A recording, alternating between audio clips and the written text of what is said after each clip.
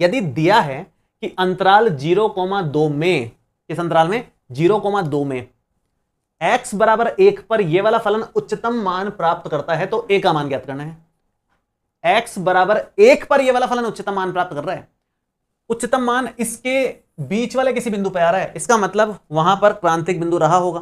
क्रांतिक बिंदुओं पे ही या तो मैक्सिमम या मिनिमम बनेगा, है ना। 0 और 2 तो एंड पॉइंट्स हैं, उसकी तो बात कर नहीं रहा है। बीच में अगर कोई पॉइंट आ रहा है, कॉर्नर पॉइंट्स के अलावा अगर बीच का कोई पॉइंट मैक्सिमम हो रहा है, तो 100% वो क्रांतिक बिंदु रहा होगा, मतलब उस पर डिफरेंशिएशन 0 आया होगा 100%। अगर x बराबर 1 पर, अगर x बराबर 1 पर उच्चतम बन रहा है, तो x बराबर 1 क्रांतिक बिंदु है, उस पर डिफरेंशिएशन 100% शून्य होगा, 100%। तो आप यहां पर क्या लिखेंगे, लिखेंगे कैसे, मतलब इस चीज को आप इसको लिखेंगे कि दिया है, दिया है कि x बराबर 1 पर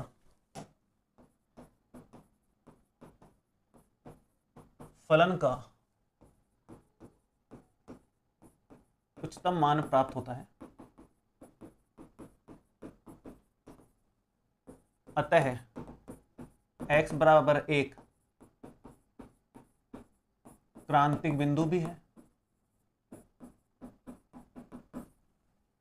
अतः हम ये कह सकते हैं कि f'1 जो है 0 के बराबर होगा, क्योंकि क्रांतिक बिंदु का मतलब, क्रांतिक बिंदु निकलता कैसे है, डिफरेंशिएशन करने पर निकलता है। क्रांतिक बिंदु का मतलब है f' 0 किया होगा, उससे निकला होगा, मतलब f' 0 आ रहा है किस बिंदु पर, x बराबर 1 पर। या इसको शॉर्ट में ऐसे लिख सकते हो आप, नेक्स्ट लाइन में ये लिख देना वाली, अतः x बराबर 1 पर, क्योंकि वो क्रांतिक बिंदु है तो f' 0 होगा, इसका मतलब है f'1 0 के बराबर है। ये क्वेश्चन में जो दिया हुआ है उसको लिखा है अभी तक तो हमने, अभी तक तो शुरू ही नहीं किया हमने फलन।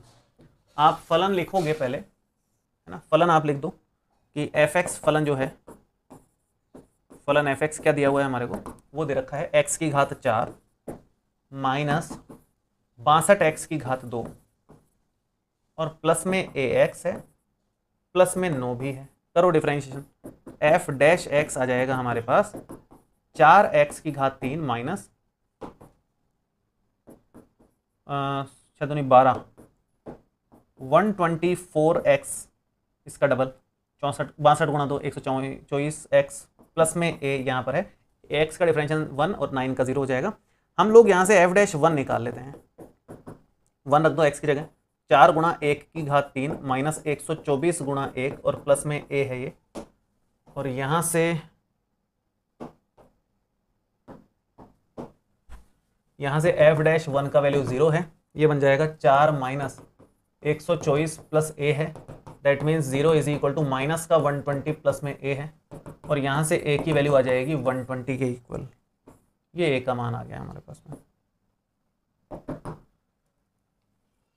इतना सा ही प्रश्न था, देख लो, बहुत सिंपल छोटा सा आसान सा प्रश्न है, फटाफट से नोट करो उसको।